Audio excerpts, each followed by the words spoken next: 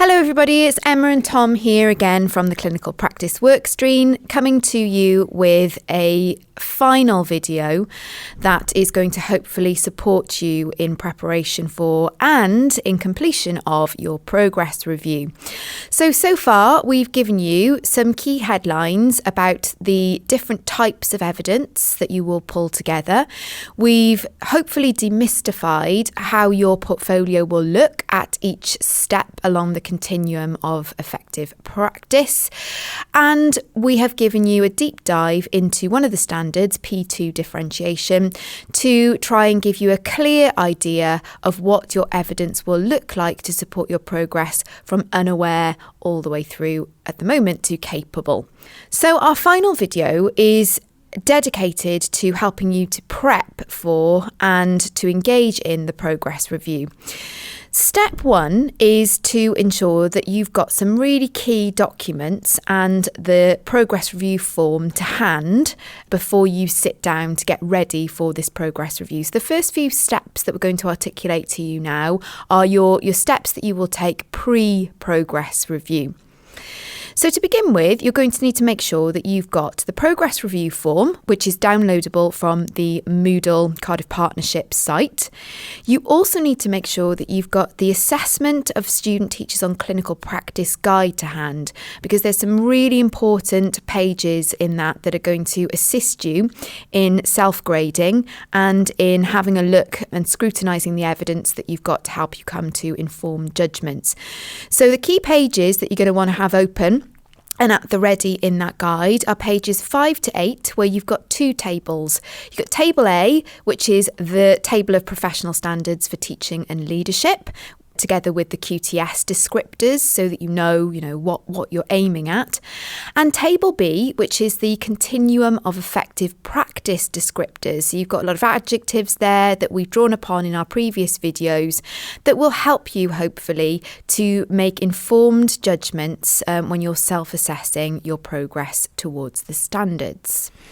Now, the philosophy behind the new programme is about the student teacher having a different relationship with school colleagues than perhaps they used to in teacher education courses of the past. And the progress review is no exception. The idea here is not that you turn up to a meeting with your mentor and your mentor does a progress review to you, in which you're an entirely passive part of the process. You are supposed to be engaging in a professional dialogue with your mentor here, which is a much kind of more meaningful way of doing the progress review. But it does mean that you need to do a little bit of preparation. And beyond just getting hold of all the paperwork, as Emma says there, it's also important that you've got some idea as to where you are in relation to the standards. So you're going to need to gather some evidence of that. Now, it's worth bearing in mind that for the first progress review, you're very early on in the course, and you shouldn't expect of yourself to have a huge and extensive evidence library. If you look at the threshold for CAP 1, we're really only interested particularly in the critical yellow standards. So if you're sitting feeling that you've got a mountain to climb to gather a pile of evidence, don't feel that way. You need to prioritise the things that really matter, which are those all-important yellow standards that are sort of bread and butter things that you should by now be doing in some way, shape or form every day on the course. So the important thing to remember is at this stage, you've actually got quite a lot of evidence that has been accumulating if you've been engaging with the PLP up to this point within your asset store. So every time you complete a lesson plan, it automatically tags as lesson plan and it'll be in your asset store. Every time you've done some research and inquiry, the same thing will happen. So you've already probably got a fairly sizable asset store at present, but there will be a number of bits and bobs of evidence that are important to your self-grading in preparation for the progress review and tagging things to the standards that you perhaps may not have already uploaded to your asset store. These things will encompass formative comments logbook pages. Now, we talked about that in an earlier advisory video. You will want to take pictures of your formative comments logbook if you feel that comments that have been made by a mentor are relevant to particular standards. So you can easily do this if you've got the Pebble Pocket app, take pictures and upload relevant pages from the Formative Comments logbook to your asset store. You might also have some really good examples of pupils' work and or resources that you've made in preparation for particular lessons. Let's say, for example, you've created some differentiated resources that will be useful to the P2 standard. So those bits and bobs of evidence in preparation for your progress review, I think it'll be important for you to do some quick reconnaissance, take some pictures and upload them to your asset store. So you've got everything at your fingertips then ready to approach the next steps. The other bits of evidence that you might have that will be very much dependent on your individual experience to date before the programme is you might have in a previous career perhaps been a teaching assistant and done some relevant professional learning that you might want to also put up in your asset store. So if you've got anything that kind of fits that criterion, then by all means upload it to your asset store so you've got that ready as well in preparation for the next step. So what you'll have then is a range of evidence that will probably fall into those three juicy titles that we outlined in the first video. You'll have evidence of practice, you'll have evidence of assessment and evidence of research and inquiry. So this will have you all teed up now with a very full asset store ready for the next step, which is tagging evidence to standards and self-assessing. And at this point, you'll definitely want your Assessment of Student Teachers Guide in front of you, because the tags that we're using to tag to the standards are those codes which you can find in the table of standards. They start with P1, P2, P3 and so on. We've got some L's, we've got some C's and so on. So those little codes are the shorthand that you need when you're tagging against the standards.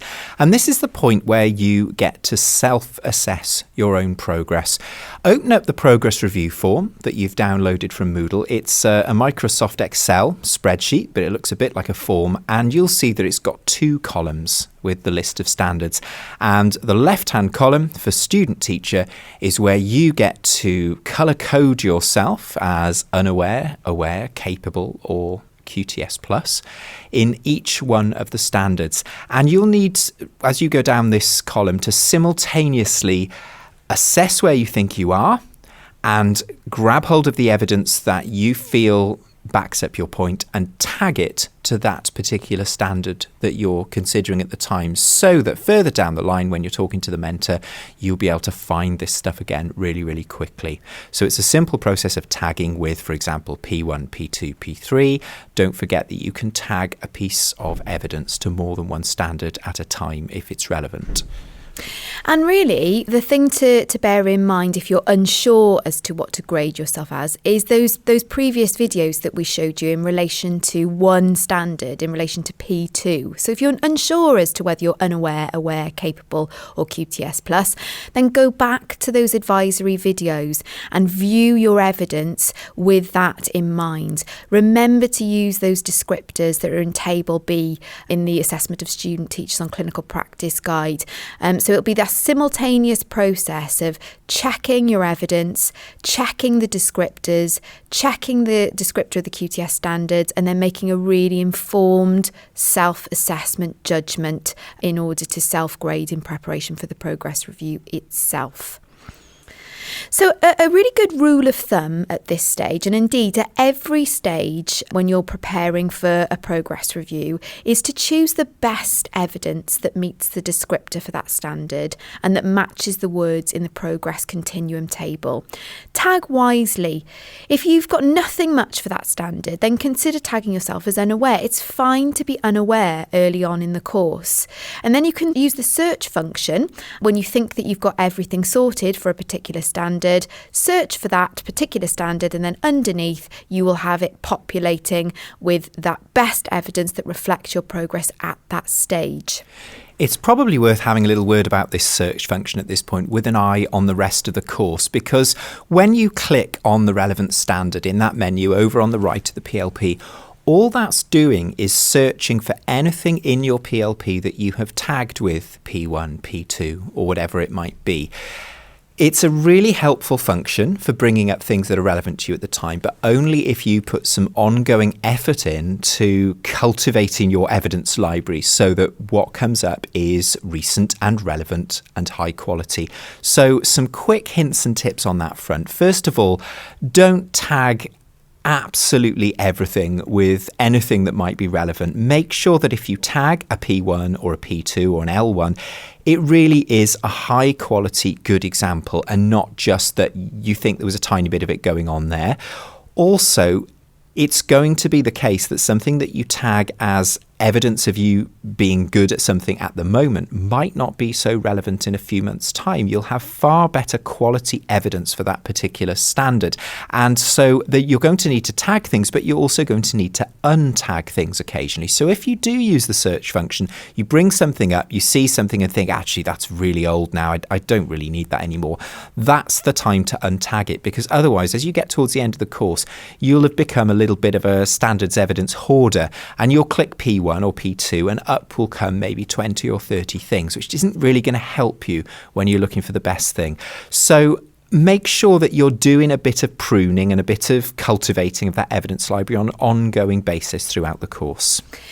I think that's really good advice. And likewise, if you have tagged a specific piece of evidence to a standard and it's not entirely obvious that, which part of that bit of evidence is relevant to this standard, then you will either need to articulate that during the progress review itself. So a good example of this might be a stream of lessons where obviously you've got a lot of content, but it's maybe a particular lesson that is relevant to a specific standard. You can either, make some notes yourself so that you can articulate that to your mentor during the progress review, or indeed you could use the comment function to the right-hand side of the stream of lessons and just put a little comment in there that, for example, P7, please see lesson 3 in this sequence. So at this point, let's just take stock. You will have self-assessed yourself using the colour codes against every one of the professional standards, and you'll have made sure that at the touch of a button on your PLP, you can bring up relevant pieces of information supporting your ideas about where you are.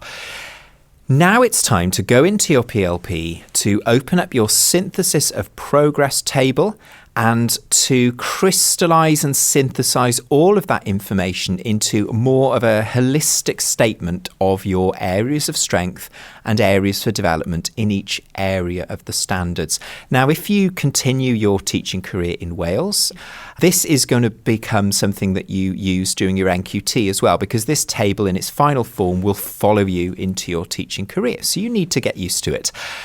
You don't have to write about every single standard when you're synthesizing your progress in this table. You've already isolated every standard individually when you were self-assessing and color coding. This is the point where you really come to some conclusions about your areas of strength and areas for development, and you expand upon your thoughts and your points by writing fairly briefly and concisely what you think about your progress in this table, and this table will help to form the starting point for the professional dialogue that you're about to hold with your mentor.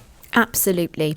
And a note on your areas for development. When you're thinking about those areas for development, you might at an early stage in your first progress review see that you've got quite a lot of red, so it might be quite difficult to discern which standards are going to be most important or which areas of the standards are going to be most important to target for your next progress review.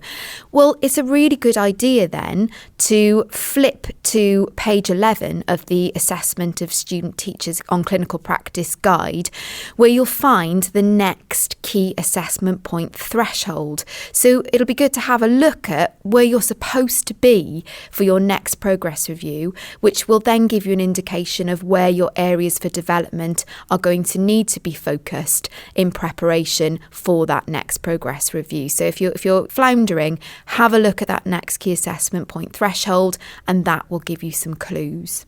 So you've finished all your prep now and you're ready for that progress review meeting, which you will have arranged with your mentor. Now, depending on the mentor's ways of working, they may wish to have information in advance of the meeting. And if you've completed your self-assessment and your synthesis of progress, it's polite and it's professional to let your mentor know that the information is ready there. You might need to email them the form, but they can hopefully view your synthesis of progress in the PLP. They may wish to do some prep before the meeting and see where you're at so that the meeting goes a little bit quicker.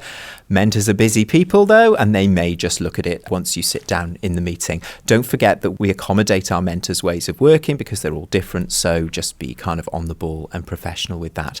But you're in the driving seat here. The mentor's going to be making the final decision, but instead of just sitting there passively and waiting for them to assess you, you are the one who's going to present your self-assessment of where you feel you are, your reasons why, your evidence to back you up, and the mentor is going to make their way through the standards, discussing with you what they see as your strengths and areas for development. As part of that conversation, it may be that you end up clarifying your judgments against one or two of the standards. The second column on the progress review form allows the mentor to put either a matching or a different colour code for each standard area there. But as part of that process, you should have a discussion in which you give your reasons for what you think it is. The mentor gives their reasons for what they think it is. In the end, your mentor's decision is going to be final. Your mentor's more experienced in the profession, but you are going to provide them with all the information that you can to explain your judgment, because don't forget, not everything that happens on the programme happens in front of your mentor. Really good advice. And I guess on a practical note, it's going to be very important that you, by this stage, have shared your PLP with your mentor. And it would also be good practice to have your PLP open on a laptop or on a device or on a desktop at the ready simultaneously whilst you're going through your progress review. That way you can be quite agile in response to your mentor's advice and the final grading that you come to, because what you will then be able to do, based on the conversations that you've had with your mentor and their perspective on your areas for development and your strengths, is we're asking you to then tweak your synthesis of progress so that your strengths and areas for development reflect the final progress review outcomes, so that you know exactly where you are and where you're going to next. Because what we don't want is that you've got areas for development according to your perspective that through the process of the progress review have somewhat changed. We want you to then go back in, make them crystal clear so that you are moving forward with an informed idea about what your next steps are.